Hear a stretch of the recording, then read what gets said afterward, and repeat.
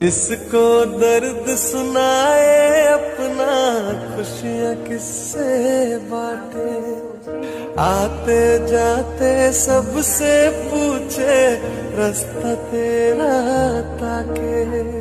बस 2 दिन की और जिंदगी 2 दिन कैसे काटे, तेरे बिना कुछ ठीक नहीं है, कांप रही है सांस के घर आजा परदेसी। कि रिटर्न गिफ्ट क्या दे रहे हो मुझे बर्थडे का, और मैं बहुत जोर जोर से हंसती। एक गिफ्ट तो देना है नहीं, रिटर्न गिफ्ट पहले शुरू हो गया आपका। बोले नहीं नहीं, दैट इज माई राइट्स, पहले रिटर्न गिफ्ट दो, आपका गिफ्ट बाद में देखेंगे। सो आज तनु, मेरी तरफ से आपके लिए ये रिटर्न गिफ्ट है। मम्मा खुश हो रही है आपके लिए, मम्मा नहीं रोएगी, जो उसे बिल्कुल नहीं पसंद था कोई भी रोए, और मम्मा आपके लिए कुछ करेगी आज जो आपके साथ शेयर कर रही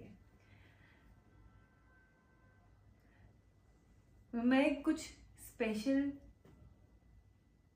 एक्चुअली कुछ नहीं, एवरीथिंग, सब चीज़ मेरे बेटे के बारे में स्पेशल है। जब अभी रिसेंटली मैंने और मेरे हस्बैंड ने जैन धर्म के अनुसार कुछ होता है वो किया, मुझे नाम नहीं याद आ रहा उसका एकदम से, जिसमें हम 18 पाप की माफ़ी मांगते हैं। हमने मांगी तरन से, ताकि उसकी जो कड़ियाँ हमसे जुड़ी है वो खुल जाए और वो शांति से जा सके, और हमारी कड़ियाँ जो उसके साथ जुड़ी है वो भी खुल जाए, ताकि हम भी आगे बढ़ सके। तो जब हमने वो किया था, उसके थोड़ी देर बाद जब हम घर आए तो मैं और मेरे हस्बैंड एक ही बात कर रहे कि जो हमें करवा रहे थे कि आपने कभी ये बोला है या उसने कभी ये बोला है, इसकी माफ़ी मांगो। तो ऐसा कोई मोमेंट ही नहीं था जब उसने हमें किसी चीज़ का दुख दिया। माँ हूँ इसलिए नहीं बोल रही, पर जो वो था वो बता रही हूँ। जब मैं प्रेग्नेंट हुई थी, पेट में भी बहुत सुनता था, म्यूजिक बहुत पसंद था उसे। म्यूजिक चल पड़ता और वो घूमना शुरू कर देता था। हम एक पार्टी में गए थे, जब म्यूजिक चलने लगा, बर्थडे पार्टी थी और वो घूम रहा, और मैं पागल जैसे हंसती थी क्योंकि मुझे गुदगुदी होती थी। और संगीत बोला तुम क्या कर रही हो, लोग देख रहे हैं। मैं कहा मैं क्या करूँ, घूम रहा है, मुझे हंसी आ रही है। फिर मुझे लेके घर ले आते थे जल्दी जल्दी। तो जब मैं बर्तन धो रही थी, सायन घूमने लगा पेट में, तो मैंने हाथ रख के कहा कि बेटा मम्मा को बर्तन धोने हैं, आप अभी मत घूमो प्लीज़। वो नहीं घूमा उसके बाद। सो ये था मेरा बेटा पेट से ही, कि जो उसकी मम्मा और जो उसके स्कूल की टीचर्स बोले ना, वो उसके लिए लक्ष्मण रेखा थी। कभी भी किसी चीज़ के लिए जिद नहीं की बचपन से, किसी भी चीज़ के लिए रोता नहीं था। दिवाली आती थी तो 1.5 महीना पहले मैं हाथ जोड़ने लगती थी, प्लीज़ कपड़े खरीद ले, प्लीज़ कपड़े खरीद ले, क्योंकि अब बड़ा हो गया था, समझदार था। नहीं मम्मा नहीं चाहिए, है ना, क्यों लेने। 1.5 महीना जब मैं उसके हाथ पांव जोड़ती, तब वो मानता एक शर्ट लेने के लिए, पर पसंद बहुत अमेजिंग थी। फिर तो पसंद जो चीज़ आती ना, बिल देख के मैं ऐसे हो जाती थी।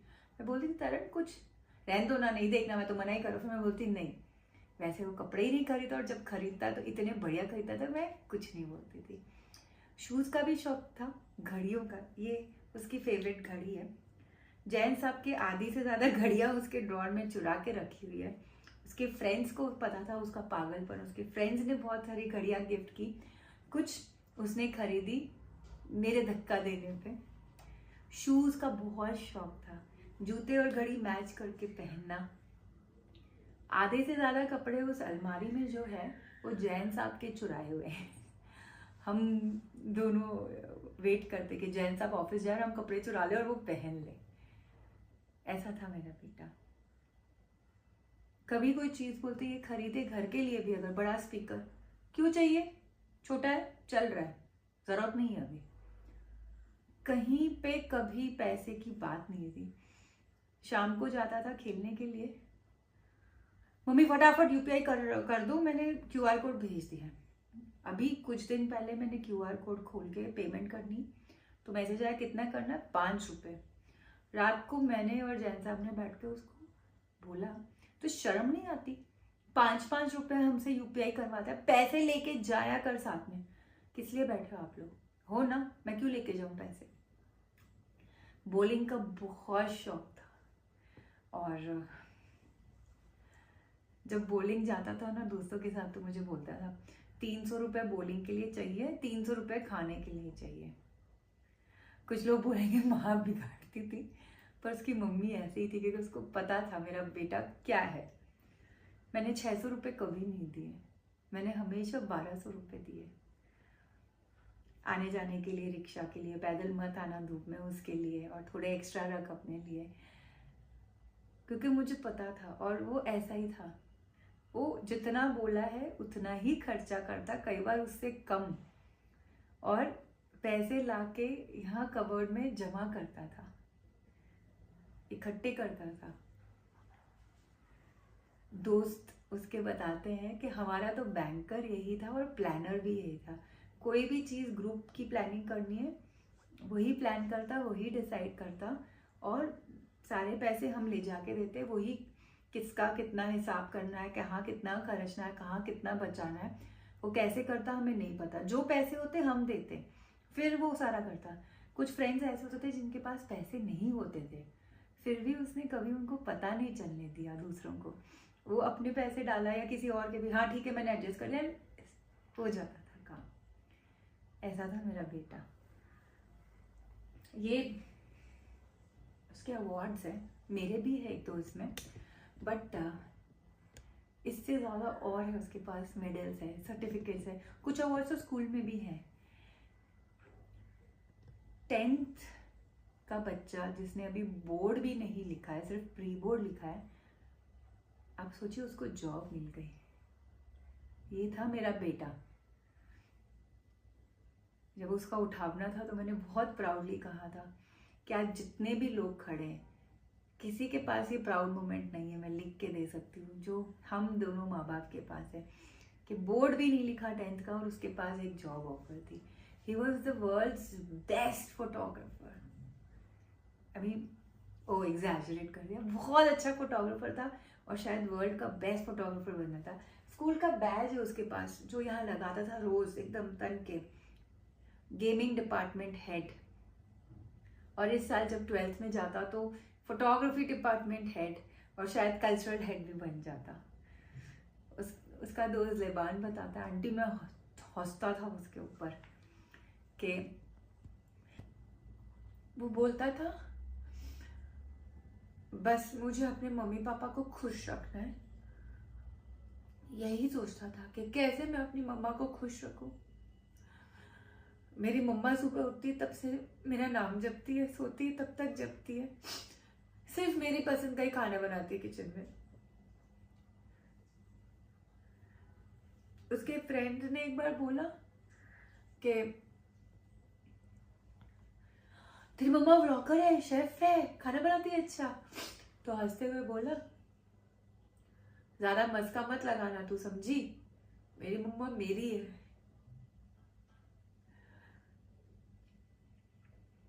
कुछ भी बोल दो हंसता रहता था। उसने मुझे इन दिनों में, जब उसका उठावना हुआ 3रे दिन, तो बच्चे आते थे, क्योंकि वो पागल हो रहे थे उसके बिना। बहुत मुश्किल था उन बच्चों को देखना। आयुष तो पूरे रूम को ऐसे देखता था कि भर लूं अपने अंदर। अधमरे हो गए थे उसके दोस्त।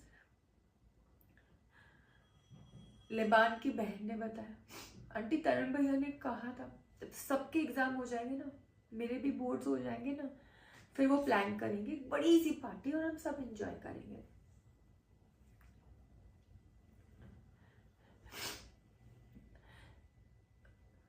तनु जब आप गए ना, तब सब लोग ने मुझे बोला कि नेक्स्ट 12 डेज, मतलब जिस दिन आप गए उस दिन से लेके अगले 12 दिन आपकी सोल यही है मम्मा के पास।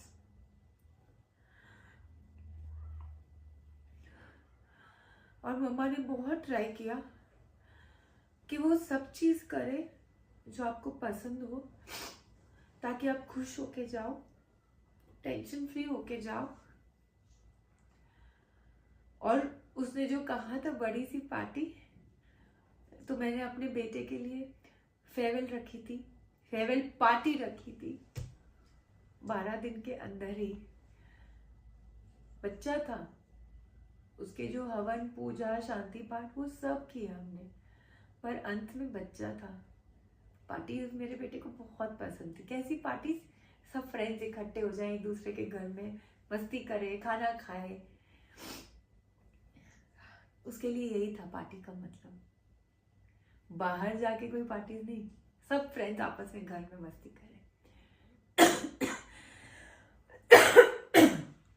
तो इसलिए हमने फेयरवेल पार्टी रखी। उसका जो भी फेवरेट था खाना, वो हम, टाइम नहीं था, 1-2 दिन के अंदर सारी प्लानिंग थी। बच्चों को हमने बिजी कर दिया कि वो सब करना है तारण के लिए, बहुत बिजी हो गए। थोड़ी उनके चेहरे पे मुस्कुराहट आई और मेरा बच्चा भी खुश हुआ, क्योंकि उसको पसंद था कि सब हंसते रहें, उसके खास करके उसके दोस्त। उसको जो भी खाने को पसंद था हम वहाँ नहीं रख पा रहे थे, क्योंकि बच्चे बहुत इमोशनल थे, वो नहीं खा पाएंगे। तो हमने हैम्पर बनाया कि सबको जाते हुए बच्चों को देंगे। उसका फेवरेट कप्पो नूडल्स, मंच, उसकी फेवरेट कॉफ़ी, एक नेस्कैफे की कॉफ़ी पीता था वो, 2 हफ्ते में एक बार पैसे बचा के लाता था। 100 रुपये की कॉफ़ी थी, फिर भी पैसे होते थे, फिर भी नहीं कि नहीं इतना नहीं। वो कॉफ़ी रखी और चोको पाई रखी। मुझे याद नहीं आ रहा है, 1-2 चीज़ें और थी जो उसकी फेवरेट थी, मुझे बिल्कुल नहीं याद आ रही। लेस, हाँ, लेस के पैकेट। और ये सब हमने पैक किया कि बच्चे जब जाएं तो उसके साथ बैठ के खाएं, घर पे बना के, खुश होके कि तरह को पसंद है, हम ये खा रहे हैं। एंड मेरे सारे प्यारे बच्चों को थैंक यू, इतनी हिम्मत दिखाई उन्होंने उस 2 दिन में वो पार्टी अरेंज करने में। और सब आए स्टेज पे बोलने के लिए, इतनी प्यारी प्यारी बातें उन्होंने अपने दोस्त के लिए बताई। तो मुझे पता है वो बहुत खुश होके गया। उसके फेवरेट सनफ्लावर्स सजाए थे हमने, पूरा घर हमारे सनफ्लावर से भरा था। सब उसके फ्रेंड्स जितने भी आए थे, हर क्लास के सब सनफ्लावर लाए थे। उसकी स्कूल से टीचर्स भी आई थी, उन्होंने भी बहुत प्यारी प्यारी बातें उसकी बताई हमें। और हमने शूट किया है क्योंकि इट वॉज अ सेलिब्रेशन। लोग मुझे बोलते हैं I am sorry for your loss, कोई बोलता है बेचारा, तो मैं बोलूँगी प्लीज़ मेरे बच्चे को बेचारा मत बोलो, और सॉरी फॉर योर लॉस मत बोलो। It's not a loss. मेरा बच्चा बहुत अच्छी जगह गया है जहाँ उसे ये दुनिया के गंदे लोग कोई नहीं मिलेंगे, सिर्फ अच्छे अच्छे लोग होंगे। And it's not a loss. शरीर गया है उसका बस, पर मेरा बच्चे की आत्मा हमें देख रही है, हमें ब्लेस कर रही है और हमें गाइड कर रही है क्या करना है, कैसे करना है लाइफ में। मैं शेयर करूंगी वो वीडियो आप लोग के साथ, क्योंकि मैं चाहती हूँ सब सुने कि वो क्या चीज़ थी। छोटी मोटी चीज़ नहीं थी मेरी बेटी। तो बोलता है कि प्यारी सोल थी, तो मैं बोलती हूँ बिल्कुल नहीं, वो सोल नहीं था, वो शिव जी और विष्णु जी का अंश था। इसकी भी मैं कहानी आपके साथ एक वीडियो में शेयर करूँगी, अब आज नहीं हो पा रहा है। और ये एक लेटर है जो उसके फ्रेंड प्रखर ने लिखा था। प्रखर बोल नहीं पाया ज़्यादा, वो रोने लग गया इमोशनल होके, तो मुझे दे के गया। एंड प्रखर थैंक यू, ये आप जब दे के गए ना, मुझे बहुत अच्छा लगता है इसे बार बार पढ़ के, तो मैं आप सबके साथ ये शेयर करूँ। ये प्रखर की जबानी है। कभी कभी जिंदगी ऐसे मोड़ पर ले आती है कि शब्दों का मतलब खत्म हो जाता है। आज भी एक ऐसा दिन है। मैं यहाँ स्पीच देने नहीं, पर एक कहानी सुनाने आया हूँ, एक ऐसे इंसान की जो मेरी जिंदगी का एक हिस्सा है, तरन। अच्छा, ये बताओ, तुम्हें जब टीचर से डांट पड़ रही है तो आपको कैसा लगेगा? सैड फील करोगे? दुख होगा? ये इंसान तुम्हें वहां हंसता हुआ मिलेगा, और जो लोग साथ में डांट खा रहे हैं उन्हें भी हंसकर फंसाता रहेगा। तरन से ज्यादा पॉजिटिव, चीयरफुल बंदा मैंने अपनी जिंदगी में नहीं देखा। ऐसा लगता है मिशन लेके आया था सबको खुश रखने का। मैं विश्वास नहीं करूंगा अगर कोई कहे कि तरन गुस्सा करता था। किसी ने नहीं देखा उसे कभी गुस्सा करते। जब वो अपना नया कैमरा लेकर आया था स्कूल में, मैंने मजाक में उसका कैमरा गिराने की एक्टिंग की कि देखे कि इसको आखिर गुस्सा आता है कि नहीं। गुस्सा तो दूर की बात, ये बंदा कहता है कोई नहीं भाई, दूसरा आ जाएगा। इतना कूल कोई कैसे हो सकता है? मैं जब भी उदास या डाउन फील कर रहा होता हूँ, वो मुझे हमेशा बेटर फील कराता। अभी एग्जाम खत्म हुए, रिजल्ट का बहुत स्ट्रेस था मुझे। मैं उस रात उसके घर चला गया।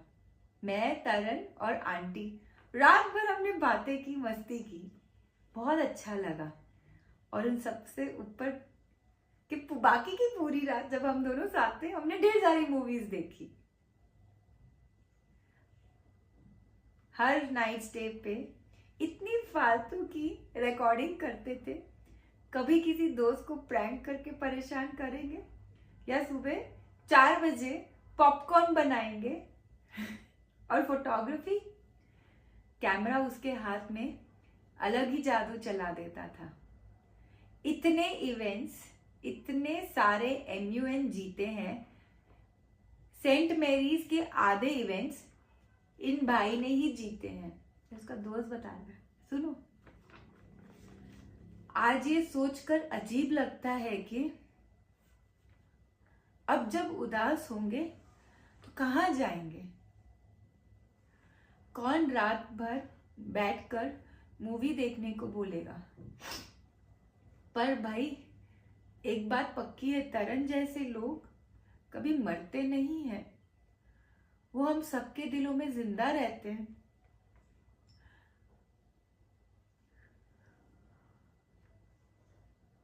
तो ऊपर भी मस्ती वाली एनर्जी लेकर जाएगा। वहां भी कोई उदास मिले तो उसे भी अपने तरीके से हंसा देना।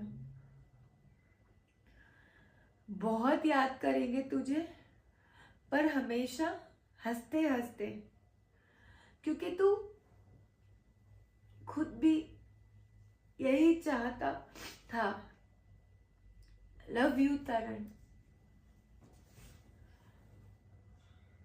I too love you Taran. मम्मा loves you lot। मम्मा नहीं रोती कि सुना आपने उसके दोस्त ने क्या कहा? वो एक मिशन लेके पैदा हुआ था कि हंसते रहना है और सबको हंसाना है, सबको खुश रखना है।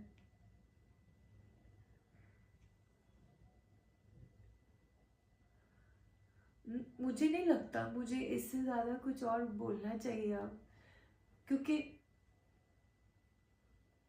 मेरा बेटा बिना सुने बहुत सी चीजें पढ़ लेता था, और बिना बोले उसकी आंखें बहुत कुछ बोल देती थी। तरन, आपको पता है मम्मा क्या बोल रही है आपके लिए अंदर, और आप वो सुन रहे हो। सो ये प्यारी सी ट्रिब्यूट, छोटी सी, जैसी मुझे समझ आई मैंने आपके लिए रिटर्न गिफ्ट में कर रही हूँ लाडू। I love you.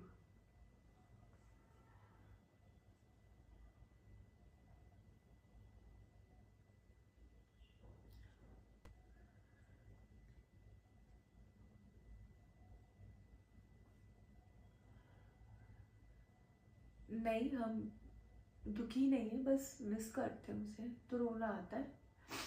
और मम्मा पापा दुखी नहीं है राजे, मम्मा पापा बहुत खुश है आपके लिए, क्योंकि 17 साल के बच्चे ने जो रेगुलरली नहीं अचीव कर सकता वो आपने किया था। हमारे लिए इतने गुण थे आप में। तो we are and we will only celebrate तरण।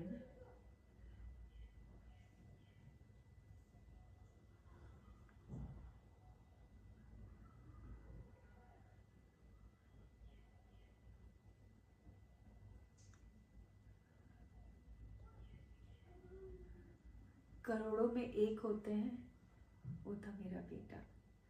और ना तो मुझे ये बोलने की ज़रूरत है, ना किसी को बताने की, क्योंकि जो लोग उसे जानते हैं, स्कूल के सारे बच्चे, सारे टीचर्स, सोसाइटी के फ्रेंड्स, MUN के फ्रेंड्स, मदर डेयरी वाले भैया जिनसे चॉकलेट लेता था, सबको पता है हीरा था, उसके जैसा कोई नहीं था। सीधा, सरल, मुस्कुराता हुआ, कभी किसी से बहस, लड़ाई नहीं, बहस भी